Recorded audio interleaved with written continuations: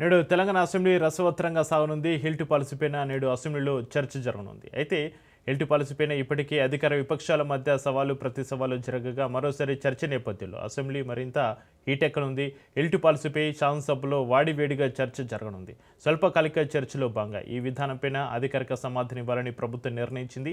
ఇటీవల ఈ అంశం రాజకీయంగా హాట్ టాపిక్గా మారడంతో ప్రతిపక్షాలు చేసిన ఆరోపణలకు సభ వేదికగా స్పష్టమైన కౌంటర్ ఇవ్వడమే లక్ష్యంగా ప్రభుత్వం అడుగులు వేస్తోంది. హిల్టు విధానంపైన బీఆర్ఎస్, బీజేపీలు వరుసగా అవినీతి ఆరోపణలు చేస్తుండడంతో ప్రజల్లో నెలకొన్న అపోహలను తొలగించాలనే ఉద్దేశంతోనే అసెంబ్లీలో వివరాలు వెల్లడించనున్నట్లుగా ప్రభుత్వ వర్గాలు చెబుతున్నాయి. ఈ విధానాన్ని రాజకీయ ఆరోపణలకే పరిమితం కాకుండా విధానపరమైన అవసరంగా చూపించడమే అధికార పక్షం వ్యూహంగా కనిపిస్తోంది.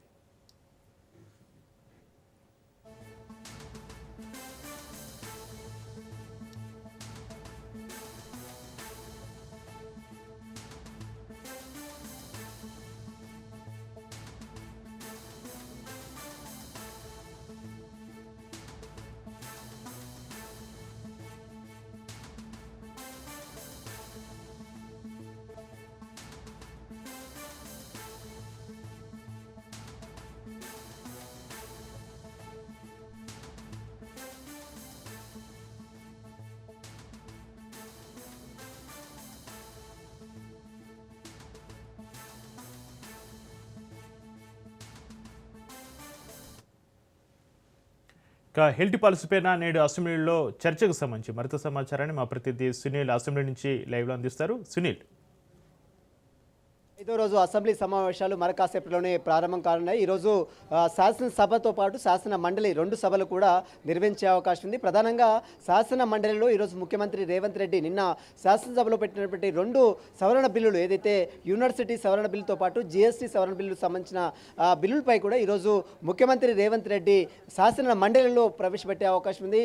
ఇప్పటికే శాసనసభ ఆమోదించిన నేపథ్యంలో శాసన మండలి కూడా ఈరోజు ఆ రెండు బిల్లులను కూడా ఆమోదించే అవకాశం ఉంది. ప్రధానంగా 10 గంటలకు స్టార్ట్ అయ్యేటువంటి శాసనసభలో ప్రధానంగా అనేక ప్రశ్నలు కూడా సంధించే అవకాశం. ఇందులో మనం ఒకసారి చూసినట్లయితే ప్రారంభం కాగానే సింగరేణి సమస్యలకు సంబంధించిన విషయాలు, వారికి జీతభత్యాలు, వారికి వైద్య సదుపాయాలకు సంబంధించిన అంశాలపై కూడా ప్రశ్నోత్తరాలు జరిగే అవకాశం ఉంది. దీంతోపాటు తెలంగాణ రాష్ట్రంలో పొల్యూషన్ని కంట్రోల్ చేయడానికి తెలంగాణ రాష్ట్ర ప్రభుత్వం మోటార్ వెహికల్స్, ఎలక్ట్రానిక్ వెహికల్స్ని తీసుకొచ్చే ప్రయత్నం చేస్తుంది. కాబట్టి సిటీని పూర్తిగా పొల్యూషన్ కంట్రోల్ చేయాలని రాష్ట్ర ప్రభుత్వం దృఢ నిశ్చయంతో ఉంది. ఇప్పటికే ముఖ్యమంత్రి చాలాసార్లు ఎలక్ట్రికల్ వెహికల్స్ని అందుబాటులో తీసుకురావాలి, నగరంలో ఢిల్లీ తరహాలో పొల్యూషన్ కాకుండా ప్రజలు ఇబ్బందులు పడకుండా ముందస్తుగానే రాబోయేటువంటి రోజుల్లో ఈ యొక్క ఎలక్ట్రికల్ వెహికల్స్ని ఉపయోగించే విధంగా రాష్ట్ర ప్రభుత్వం చర్యలు తీసుకోవాలనే ఉద్దేశంతో ఈరోజు ప్రశ్నోత్తరాల సమయంలో ఈ యొక్క Telangana motor vehicle, electronic vehicles సంబంధించిన అంశాలపై కూడా ఈరోజు చర్చించే అవకాశం ఉంది. దీంతోపాటు రాష్ట్రంలో సన్నబియ్యం ఇప్పటికే రాష్ట్ర వ్యాప్తంగా తెలంగాణ రాష్ట్ర ప్రభుత్వం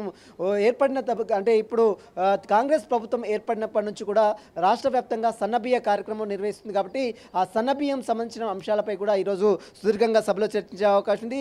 దీంతోపాటు ఇప్పటికే ఇంద్రమయిలు, రాష్ట్ర వ్యాప్తంగా ఇంద్రమయిలు ఇప్పటికే స్టార్ట్ అయ్యే కొన్ని బిల్స్ని, మొదటి దశ బిల్స్ని రిలీజ్ చేశారు. రెండో దశ బిల్స్ సంబంధించిన అంశాలు, పెండింగ్ బిల్స్, అదేవిధంగా ఎప్పటివరకు ఎంతవరకు కంప్లీట్ అయినాయి, వాటికి సంబంధించిన అంశాలపై కూడా ఈరోజు సభలో మరొకసారి చర్చించే అవకాశం ఉంది. ఇక మరోవైపు రాష్ట్రంలో ప్రధాన సమస్యగా ఉన్నటువంటి యూరియా సమస్య, ఇప్పటికే ప్రధాన ప్రతిపక్షంగా ఉన్నటువంటి బీఆర్ఎస్ యూరియాపై పెద్ద ఎత్తున రాష్ట్ర ప్రభుత్వ తీరుపై కూడా దుమ్మెత్తిపోస్తున్నటువంటి దృశ్యాలు మనం గతంలో చూసాం.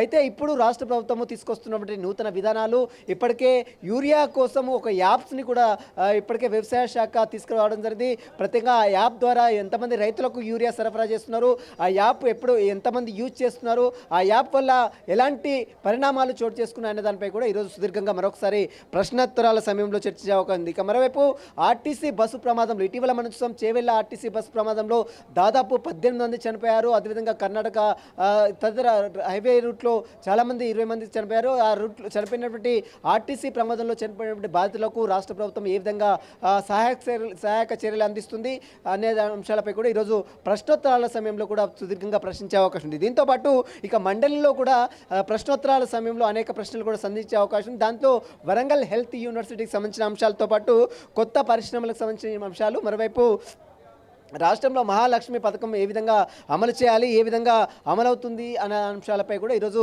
శాసన మండలిలో కూడా ప్రశ్నోత్తరాల సమయంలో ప్రశ్నించే అవకాశం ఉంది. ఇంటిగ్రేటెడ్ పాఠశాలకు సంబంధించిన అంశాలతో పాటు జాతీయ విద్యా విధానం 2026 సంబంధించిన అంశాలపై కూడా సుదీర్ఘంగా చర్చించే అవకాశం ఉంది. ఇక గ్రామ పంచాయతీ కనీస సౌకర్యాలకు సంబంధించిన రూపకల్పనకు సంబంధించిన అంశాలపై కూడా ఈరోజు సభలో మండలిలో చర్చించిన అనేక అంశాలపై కూడా ఈరోజు సుదీర్ఘంగా సభలోను శాసన మండలిలోను కూడా సుదీర్ఘంగా చర్చించే అవకాశం ఉంది. మరోవైపు తెలంగాణ రాష్ట్ర ప్రభుత్వము ఎంతో ప్రతిష్టాత్మకంగా తీసుకొస్తున్నటువంటి హిల్ట్ ప్రాజెక్ట్ సంబంధించిన అంశాలపై కూడా ఇప్పటికే రాజకీయ దుమారం రేపుతుంది. వైపు బీఆర్ఎస్ పార్టీ మాత్రము లక్షల కోట్లు దండుకునేందుకు వైపు రియల్ ఎస్టేట్ బ్రోకరేజ్ ప్రభుత్వం చేస్తుందనే ఆరోపణలు గతంలో బీఆర్ఎస్ వర్కింగ్ ప్రెసిడెంట్ కేటీఆర్ చేశారు. మరోవైపు మాజీ ముఖ్యమంత్రి కేసీఆర్ కూడా చేశారు. కానీ ఇప్పటికే సభలో ఉండి ప్రశ్నించాల్సినటువంటి ప్రతిపక్ష నేతలు సభకు హాజరు కాకుండా గైర్హాజరై వాకౌట్ చేయడం ఏంటి అనేది కూడా ప్రధాన అధికార పక్షం మాత్రం విమర్శలు బీఆర్ఎస్ నేతలపై విమర్శలు చేస్తుంది. నిన్న వాడివేడి చర్చ అటు బీజేపీ ఎంఐఎంతో పాటు మరోవైపు అది సిపిఐఎం సంబంధించిన అధికార పార్టీ నేతల మధ్య కొంత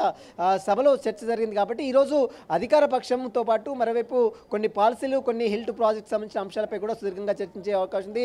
హిల్ట్ ప్రాజెక్టు ప్రధానంగా జిహెచ్ఎంసీలో ఉన్నటువంటి పరిశ్రమలు మొత్తం కూడా అవతల వైపు అంటే ఈ పొల్యూషన్ మొత్తం కూడా కంట్రోల్ చేసేందుకు రాష్ట్ర ప్రభుత్వం ఒక దృఢ నిశ్చయంతో ఈ యొక్క హిల్ట్ ప్రాజెక్టును తీసుకొస్తుంది. కానీ ప్రధాన ప్రతిపక్షం బీఆర్ఎస్ మాత్రము హిల్ట్ ప్రాజెక్ట్ ఒక రియల్ ఎస్టేట్ బ్రోకరేజ్ చేస్తుంది, భూములను అమ్ముకుంటుంది, డబ్బులు దండుకుంటుంది అనే ఆరోపణలు మాత్రం బీఆర్ఎస్ అధికార ప్రధాన ప్రతిపక్ష నేతలు చేస్తున్న పరిస్థితి కనబడుతుంది. ఈరోజు హిల్ట్ ప్రాజెక్టుపై సుదీర్ఘంగా చర్చించిన తర్వాత దీనిపై ఏ విధమైనటువంటి చర్యలు తీసుకుంటుంది, ఎందుకంటే ఇప్పటికే ముఖ్యమంత్రి రేవంత్ రెడ్డి అనేక సార్లు కూడా హిల్ట్ ప్రాజెక్ట్ సంబంధించిన అంశాలపై కూడా మీడియాతో మాట్లాడడం జరిగింది. కాబట్టి ఈరోజు యావత్ తెలంగాణ రాష్ట్ర ప్రజలు మొత్తం కూడా హిల్ట్ ప్రాజెక్ట్ తెలుసుకోవాల్సినటువంటి అవసరం ఉంది. కాబట్టి దానికి సంబంధించిన అంశాలపై కూడా ఈరోజు శాసనసభలోనూ పూర్తిగా చర్చించి ఒక నిర్ణయం కూడా రాష్ట్ర ప్రభుత్వం తీసుకునే అవకాశం ఉంది. ఈరోజు అనేక అంశాలపై కూడా ఈరోజు శాసనసభలో సుదీర్ఘంగా చర్చే అవకాశం ఉంది. ఈరోజు రేపు మరి 2 రోజుల పాటు మరొక 2 రోజుల పాటు శాసనసభ జరుగుతుంది. ఇప్పటికే అటు ప్రధాన ప్రతిపక్షం లేదు కాబట్టి ఖచ్చితంగా ప్రభుత్వం మాత్రము అనేక అంశాలపై కూడా